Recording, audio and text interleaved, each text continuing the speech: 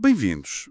Hoje, a história que temos em mãos tem uma reviravolta, bem, quase de filme. Mesmo. O nosso protagonista é Geoffrey Hinton, que muitos conhecem como o padrinho da IA. Claro. Em 2024, ele recebe o Prémio Nobel da Física. Pelo trabalho de uma vida inteira em redes neuronais, é o reconhecimento máximo. O auge.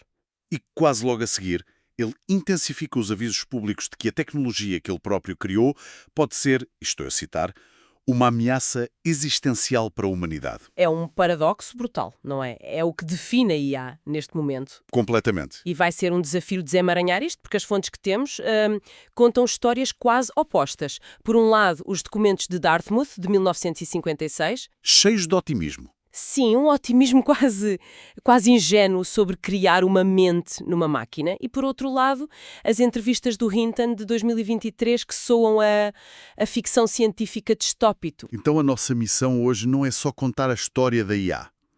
É tentar perceber como é que no espaço de uma vida passamos de um sonho académico para um dilema que tira o sono aos próprios criadores. Exatamente. Queremos perceber como é que a mesma tecnologia é vista como, bem, candidata a um Nobel e, ao mesmo tempo, a uma ameaça existencial. Temos de ir à origem, perceber o momento da ignição técnica e depois, claro, confrontar-nos com as consequências de hoje. É uma viagem fascinante e, vamos ser honestos, um bocadinho assustadora. Vamos a isso. E o ponto de partida parece ser um verão muito específico. 1956. Dartmouth College, a Convenção Constitucional da IA, como ficou conhecida. Exatamente.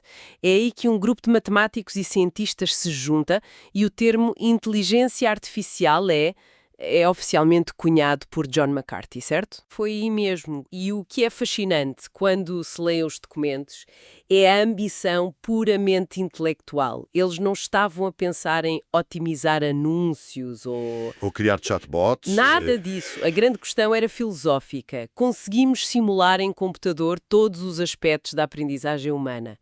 O foco era a IA simbólica, a ideia de que a inteligência se resumia a regras lógicas. Se X, então Y. Lá está. E funcionava bem para coisas com regras fixas, tipo xadrez.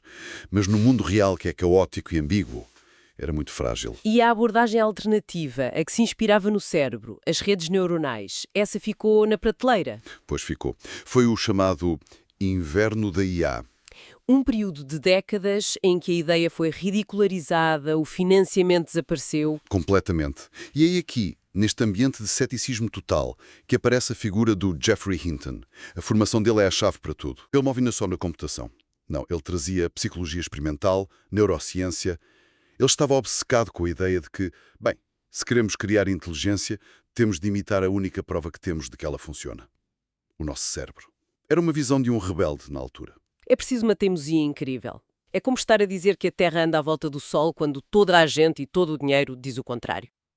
Ele e outros, como o Yann LeCun e o Yoshua Bengio, passaram décadas nesse deserto. Uma teimosia que acabou por ser recompensada de forma explosiva. E isso leva-nos ao ponto de viragem, o Big Bang do Deep Learning, 2012. ImageNet, a competição de reconhecimento de imagem. Exato. Até esse ano, os melhores sistemas tinham uma taxa de erro de 25%, o que é bom, mas não é ótimo. Acertavam em 3 de 4 imagens, mais ou menos. Isso. E então entra em cena a AlexNet, uma rede neuronal do Hinton e de 2 alunos dele. Alex Krizhevsky e Ilya Sutskever. O mesmo Ilya Sutskever, que depois foi cientista-chefe da OpenAI, curiosamente. E a AlexNet não melhorou o recorde, esmagou-o. A taxa de erro caiu para quanto? Para cerca de 15%. O salto foi tão grande que os organizadores no início pensaram que tinha havido batota. E aqui está a verdadeira magia, não é? A ideia que mudou tudo. Até aí, os humanos tinham de dizer ao computador o que procurar. Exato. A engenharia de características. Um olho é oval, um bigode tem pelos. Era um trabalho manual, super limitado. E a AlexNet virou isso de cabeça para baixo. Pela primeira vez, dissemos à máquina: toma lá 1 milhão de fotos de gatos. Descobre tu o que faz de um gato um gato. E ela conseguiu. Esse é o salto do Representation Learning. A rede aprendeu sozinha a criar as suas próprias representações do mundo. Em camadas, certo? Em camadas de abstração. A primeira camada detecta coisas simples, tipo arestas ou cores. A camada seguinte combina as arestas para fazer formas. A outra combina as formas para detectar partes de um rosto, como um olho. Até que a última camada consegue dizer: isto é um gato. A máquina aprendeu a ver. É isso mesmo. E o motor por trás disto tudo é um algoritmo chamado backpropagation, Retropropagação. que já existia, mas foi um artigo do Hinton e de outros em 1986 que o pôs mesmo no mapa. Como é que se pode explicar isso de forma simples? Olha, a melhor analogia que tenho é a de uma criança a aprender a não tocar em algo quente. A primeira vez, toca e queima-se. Isso é o erro. Certo. A dor viaja de volta para o cérebro, que ajusta as ligações para dizer da próxima vez, afasta a mão. O backpropagation é essa mensagem de dor que percorre a rede ao contrário depois de cada erro. E vai ajusta milhões de botões internos. Os pesos das conexões, exatamente. Diz a cada um, erraste por X, ajusta com um bocadinho para aqui. Repetido milhões de vezes.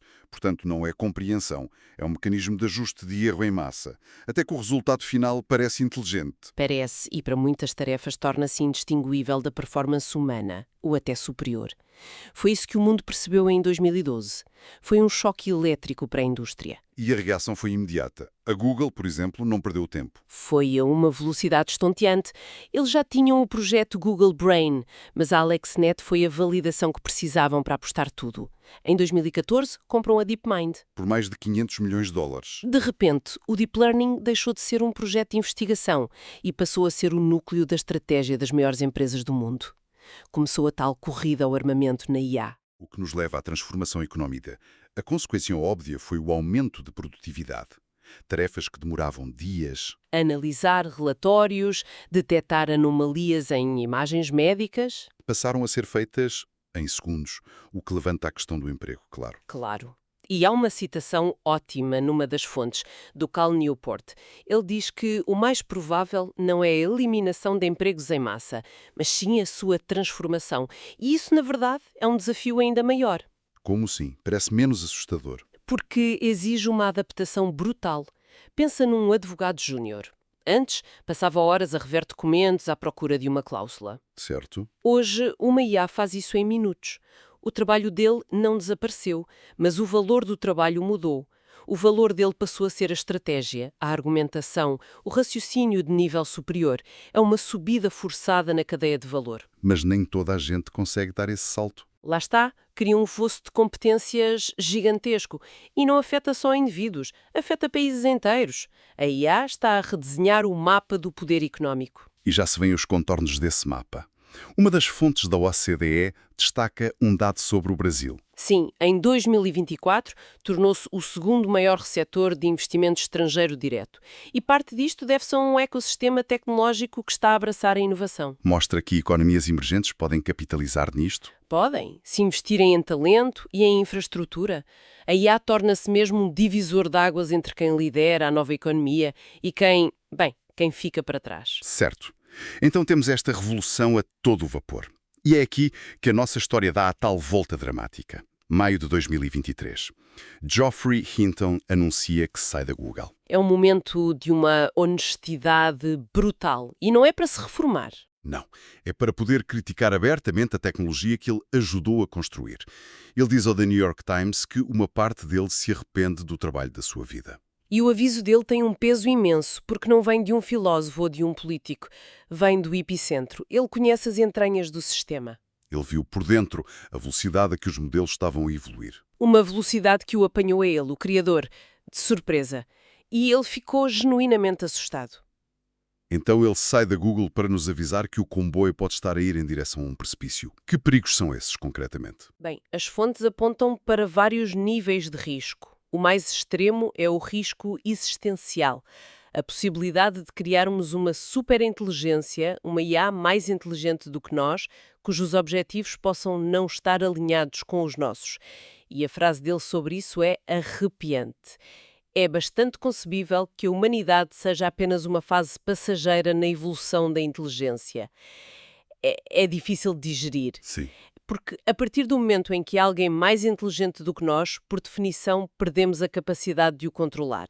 Mas mesmo sem chegar a esse ponto, há perigos muito mais imediatos. Como o uso malicioso por maus atores, como as fontes lhe chamam. Exatamente. Armas autónomas que tomam decisões de vida ou morte, sistemas de vigilância em massa e, talvez o mais perigoso, campanhas de desinformação em larga escala. Capazes de manipular eleições, de erudir a própria noção de verdade. Lá está. Aliás, uma das fontes de Dartmouth menciona que já estão a usar IA para tentar combater esta desinformação.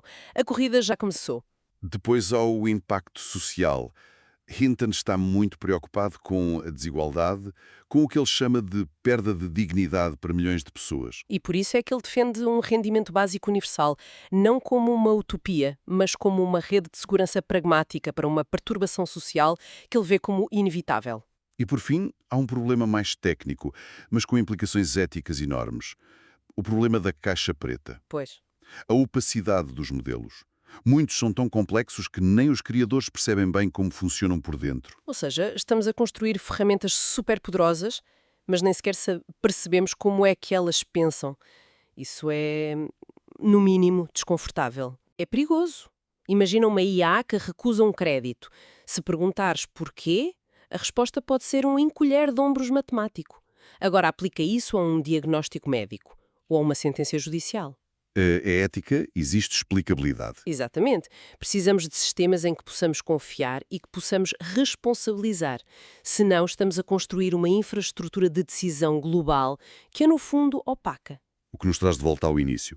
A IA nasceu de uma questão filosófica e agora parece que só com a filosofia e as humanidades é que podemos encontrar uma saída. As fontes insistem muito nisso e com razão. A ética não pode ser um verniz que se aplica no fim.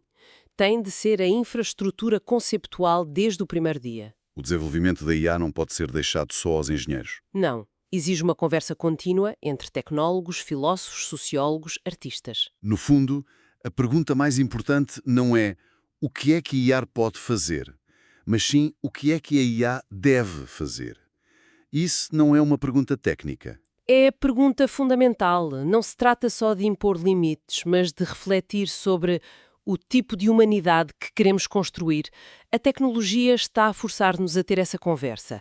Portanto, a jornada é esta. A IA nasce de um sonho filosófico, é esquecida, ressuscitada por rebeldes como Hinton, explode com AlexNet e transforma o mundo.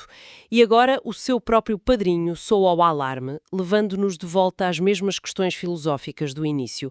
É uma história perfeitamente circular. Começou com o que é inteligência e agora confronta-nos com o que queremos que a inteligência se torne. E não temos uma resposta clara. Para terminar, quero deixar um pensamento que vem do próprio Geoffrey Hinton e que me ficou na cabeça. Ele diz: o futuro depende de algum estudante de pós-graduação que seja profundamente cético em relação a tudo o que eu disse. É um apelo à rebeldia intelectual, vindo do rebelde original. Exatamente. E isto leva-nos a uma última questão para quem nos ouve.